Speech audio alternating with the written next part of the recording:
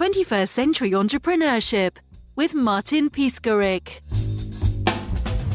One of my assets is that I'm familiar with almost every single category in the natural and organic sector. I've handled everything: vitamins, hair care, skin care, lotions, potions, non-dairy beverages, organic pasta sauce. I had the first big organic pasta sauce in Canada, Muir Glen. I had launched Silk. I had numerous skincare, Avalon, Jason, Rachel Perry, all these different brands. Hiring me is a bit of an asset because I understand every category. I've worked in every category. So with 40 plus years experience, you pioneered the Canadian organic and natural products industry in the 80s. So in your vast experience, what do you believe is the most essential element for creating a high-performing product, or let's say brand, in today's competitive organic and natural products market? Well, that's a good question. You're very correct. It's very competitive. And so what I like, first of all, I like to have a criteria. So I look for points of differentiation. I look for uniqueness. I look for competitive price points. And then there's several other things that I also look at, which is, availability, because since COVID, there's been supply chain interruptions and some things might not be available consistently. So if I see something that has a potential, let's say, to sell truckloads in North America, the first question I ask is, can you supply on a regular basis? Could you do 10 trucks a month of this product? And if not, that might be, I might wait until they have the ability to supply correctly. So that's a very important point. The other point, which surprisingly a lot of people don't discuss, but whenever I sit down with a potential client, whether it's in the US or Canada, I ask them what their financial situation is. It's very important to have that discussion because they could have the best organic product in the world, but they're undercapitalized or they don't have enough financial wherewithal to launch properly to the trade. Like, for example, both in the United States and in Canada, the retail entry fees are very expensive. So retail stores that have any sort of volume capabilities, they have their hand out. They want free fill. They want buy one, get one free. They want this, they want that. Not even to mention the big chains. In Canada, the biggest chain is Loblaws. For an organic product, let's say you had 5 SKUs, that's $20,000 a SKU entry fee. And that doesn't give you anything, no guarantee of store count, no guarantee of anything. They just take the money and that's it. So to enter into the retail market, even with the best product, you have to be prepared for entry fees and have a budget and be prepared to lose money your first year. And when you say differentiation, is it a micro differentiation? What kind of differentiation in your niche, in your market? Okay, I'll explain that. I don't like, maybe you understand this expression, I don't like me toos. Me too, another, oat milk or another conventional product that's already well established.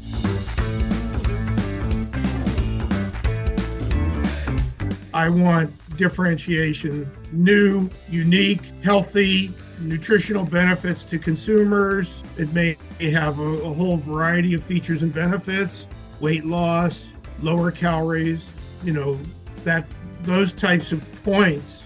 So it can make a difference in the marketplace, and there's not 25 of those things. So.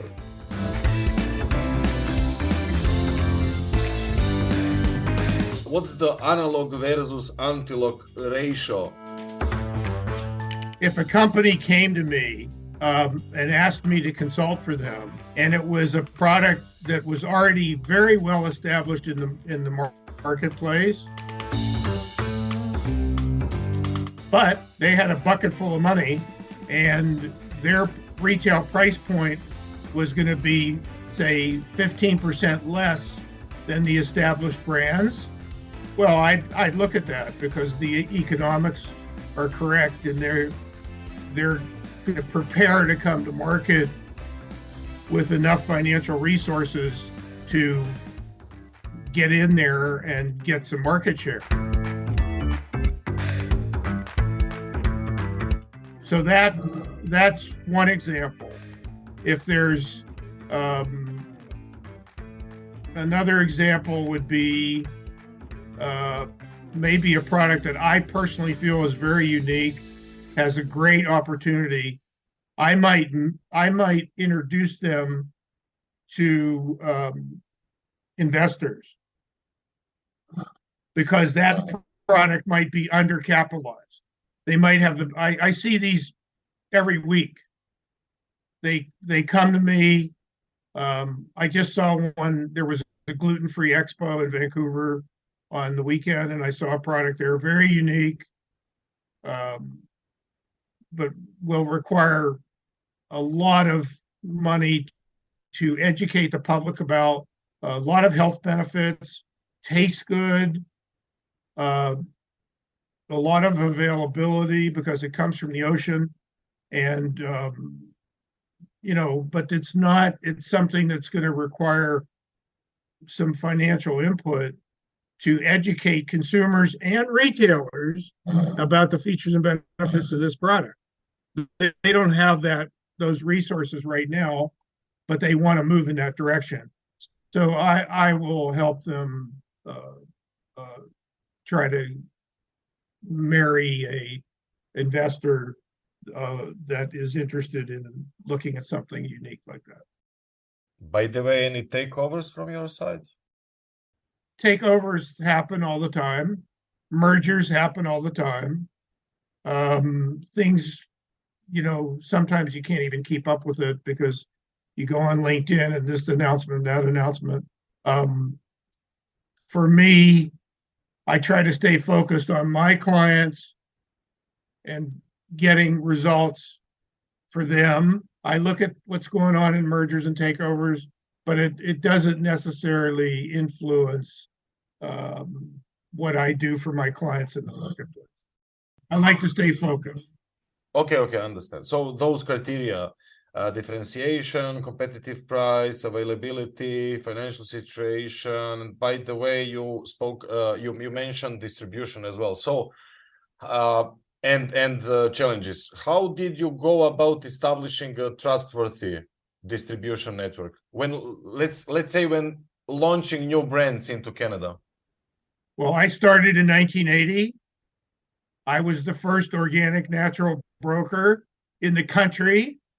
So, and I was the only broker in natural and organic for 11 years. By the time the early 90s rolled around, I had a very big market share nationally in all food products, with the exception of supplements, because supplements is a different game up here. A lot of rules and regulations and different things. But I did have supplements as well. But here in Canada, you have domestic brands who have market share. So on the food side, packaged goods, rice milk.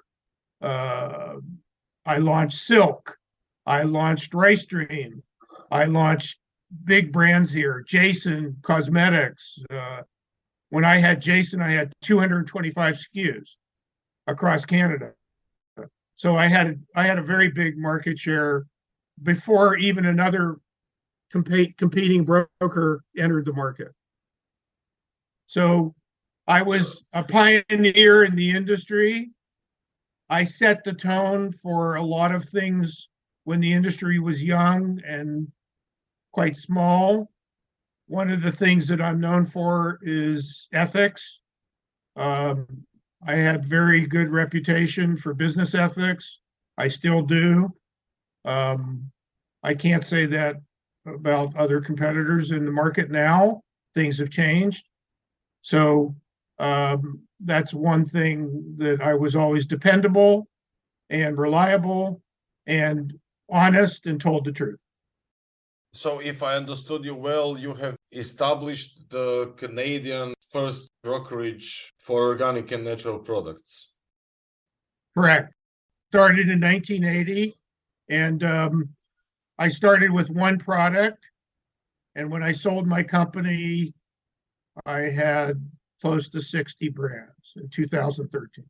If you can help us out to understand the topic, how can engaging a brokerage service be beneficial for both buyers and sellers of goods?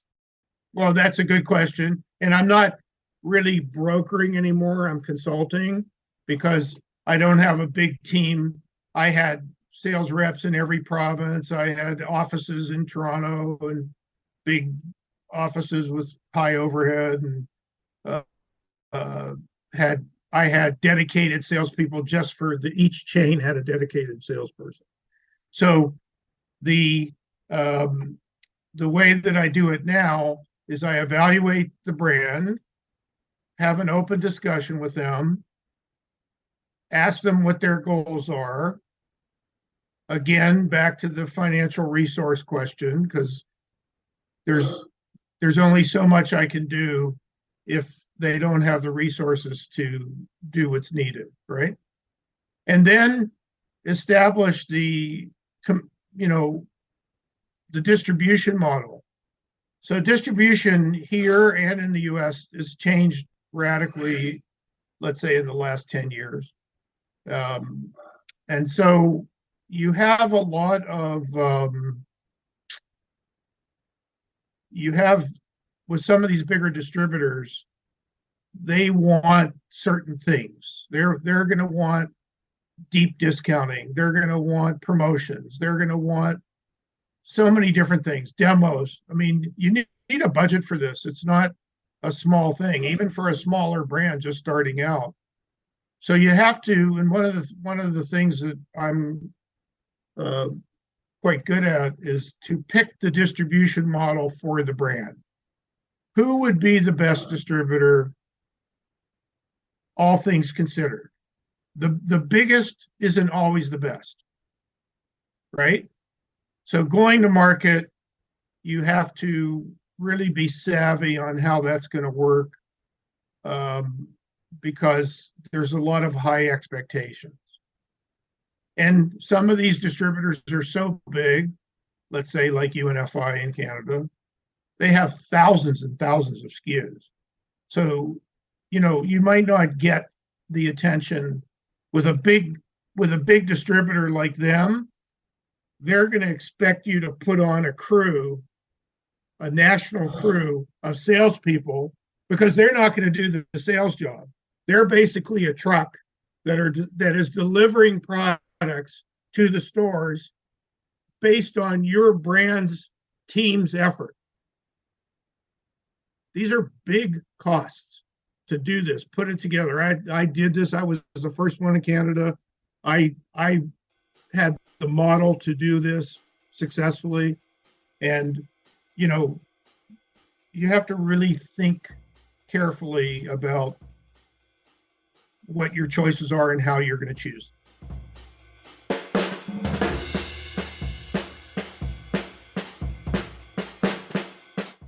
And what about technology? So you have mentioned technology as well. Okay, so 20 years ago we had warehouse management systems, business intelligence systems. How has technology impacted the way consumers interact with organic and natural products, and what was the impact on the whole distribution network? When I started in 1980, there was no technology. There wasn't even a fax machine. Okay? So as the technology came, my company adapted. We brought in IT people. We brought in programs. I think on the sales side, there's programs like Salesforce that will allow real-time reporting of sales calls to be gathered in real time and then literally the same day sent to the supplier. So they can see, okay, there's a problem. This SKU, this price is too high. It's not selling. It's a good product, but there's competing products. And so as you repeat that through various sales calls, you see a pattern and you can correct it and fix it. So things like that have been obviously extremely helpful to help manage brands. I know distributors who paid 6 and 7 figures to install Oracle, and it was a very expensive upgrade, like very expensive, and it took a long time to get those types of technological programs really working well. But once they did work, they were invaluable. All the bigger distributors today all have big IT, they have IT staff, they have, it's the whole technology portion of the business is huge. If I go with a distributor that has reporting capability, sometimes I work with a smaller distributor, like in Ontario, there's a few distributors, and in certain categories, they're good at what they do, but their reporting is all still gathered by hand. It's all still assembled individually. There's no real IT breakthrough with them. I'm not saying they're bad. They just don't have that technology. So that does exist. You recently won the Canadian Health Food Association Hall of Fame Award. What does it mean to be recognized for your accomplishments in this field? Well, that's a good question. I was given that award in 2006 when I still owned my brokerage company. Around 2006, I was growing quite large. I had big growth. And that award is the highest award in the industry in Canada. And it's peer related. So that means that members of our trade association here, the Canadian Health Food Association, voted. And we're talking other brands, competing brokers, retailers, distributors. So the entire industry voted, and I won the award. So, that was a big accomplishment, not only for me, but for my staff, who obviously contributed a lot to that effort. I also won about 40 other awards. They're called Alive Awards here in Canada for Best Product of the Year, Best Product Gold, Best Product Silver. I had a product that isn't that big today, but back in the day, It was called Rice Stream Beverage, and it was the first sort of non-dairy beverage that wasn't soy, and it was huge. We did huge business in that, and that was the number one food product in Canada 10 years in a row, excluding supplements. So the number one product in all categories, everything, cereal, pasta, everything, Rice Stream Beverage. And that really made my brokerage business into the number one broker in Canada. And what about today? So you're an experienced consultant. Well, when I sold my business, I said, well, I have a lot of recognition. I have a lot of contacts. I'll start consulting. And the first week I had 2 or 3 clients, and I wasn't even trying. I had a brand new website. I wasn't really promoting myself that much. I figured I'd have a week or 2 break from selling my brokerage business. But as it turned out, you know, I'm in fairly big demand, and I have a lot of contacts. I know a lot of brands, you know, sales managers, VP of sales. And when I have a project, I can bring in a lot of different companies into my project. Like, for example, right now, I'm dealing with a Taiwanese group that are based here in Vancouver, and they buy in Canadian funds, and they have themselves set up as a Canadian company. But what they have is a home shopping channel in Taiwan. So they have that show, and they lean on me very heavily for things. They're looking for this, they're looking for that. You know, there's a little bit of language issues there. And so I can bring in literally dozens of other brands to that project. And, you know, it could be anywhere from 1 or 2 pallets a month to 2 or 3 truckloads a month. So, you know, I don't turn down business for a couple of pallets, because I know if I have 10 brands with a couple of pallets, that's a truckload. I'm going to make a good commission. So that's sort of the way I work. I have a lot of contacts. I have a lot of projects. I work offshore. I have projects in New Zealand. I work in Europe a little bit. You know, I do projects in the US. I handle quite a bit of monk fruit, which is a 0-calorie sweetener. That all comes out of China because it only grows in China. And I have organic vitamins, certified organic vitamins, one of the few suppliers in the world. I'm a busy boy. I would say that if a client is interested in interviewing with me, I'm happy to discuss a project. I'm always receptive. Even if it's something I'm not going to take, I oftentimes give them good advice on where and how I think they should go. And that might prove helpful for them. If they're interested in working with me, I work on either a fee or commission, whichever is highest. My fees are very fair. I don't like to overcharge, and I'd much rather make commission than a fee. But when you're starting off with something new, you have to charge a fee because there's a lot of time spent, you know, organizing everything and sort of getting results. It could take 6 months before you finally hit the marketplace, right?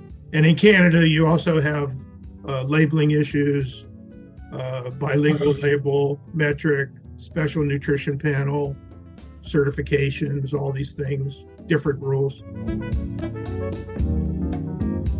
So basically, I'm very open-minded. I'll talk to brands, even though it might not be a great fit for me to work with. At least I'll give them some help and suggestions on, and even other contacts if they need that. So If they want to get a hold of me, it's Michael at mtconsulting.ca. My website is mtconsulting.ca. I have a direct line, 604-617-7789. You can text me, identify who you are, and set up a time. We can do a Zoom call, talk about your project, and try to help out. 21st Century Entrepreneurship with Martin Piskarik.